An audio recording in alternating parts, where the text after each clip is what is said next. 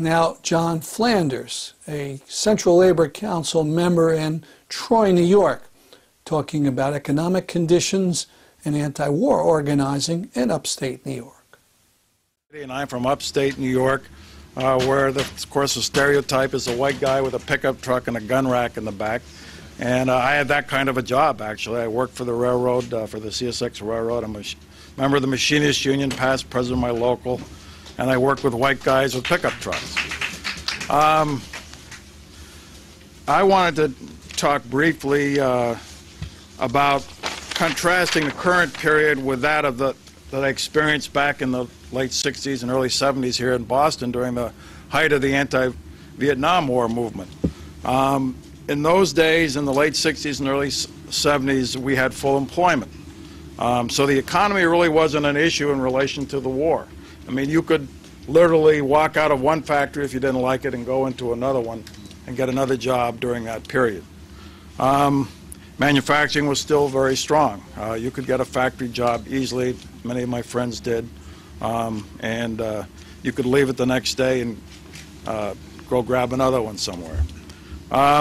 So therefore, there wasn't an economic draft. They had to use a real draft. And that's, of course, a lot of the driving of the anti-war movement during that period was the fact of the real draft that opened the eyes of people like myself to what was going on in the world and what the role of our government's foreign policy was. Today, things are quite different. In this century, we have a permanent, basically, recession, or depression for a lot of people. And that has only gotten worse in the last period. Jobs are being outsourced, factories, of course, but also white-collar jobs. You know, the kind of people who never expected to be unemployed or destitute or homeless or whatever are now in that situation. There's just an article. You're a lot more likely to lose your job and be homeless and suffer some kind of even physical harm as a result of the economy than you are to be blown up by a terrorist somewhere. And we have to get that across to people. We have to cut through, you know, about terrorism. And lately in upstate New York, both in my industry, the road industry, where there's been massive layoffs, and in the local economy, which is dominated in the capital region of New York by the state workers who are now in an unfolding economic crisis similar to that of California. And more specifically, a situation that has recently developed, a very interesting situation where a factory just north of Troy,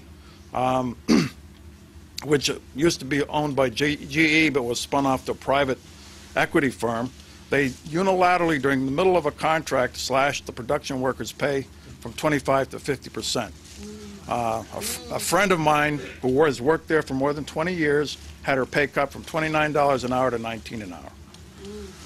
And these are white workers. These are your pickup truck people.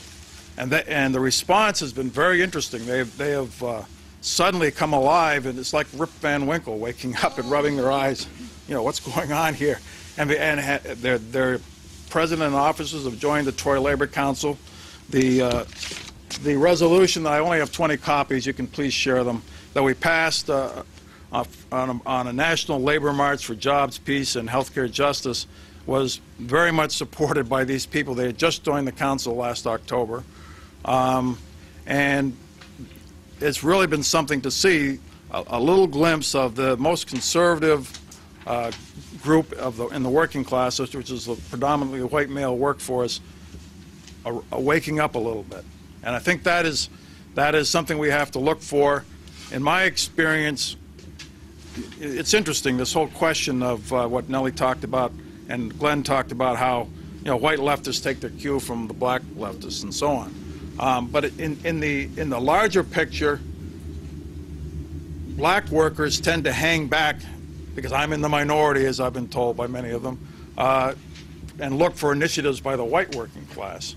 And I think that when you see something like we're seeing right now in upstate New York, that is going to be an interesting dynamic as well, because a black worker who might be only 2 or 3 or 5 in a workplace, as it is often the case in upstate New York, is going to feel a lot more emboldened and empowered if he sees the white workers moving into action. Next, an audio comment by Glenn Ford about the Patriot Act and President Obama.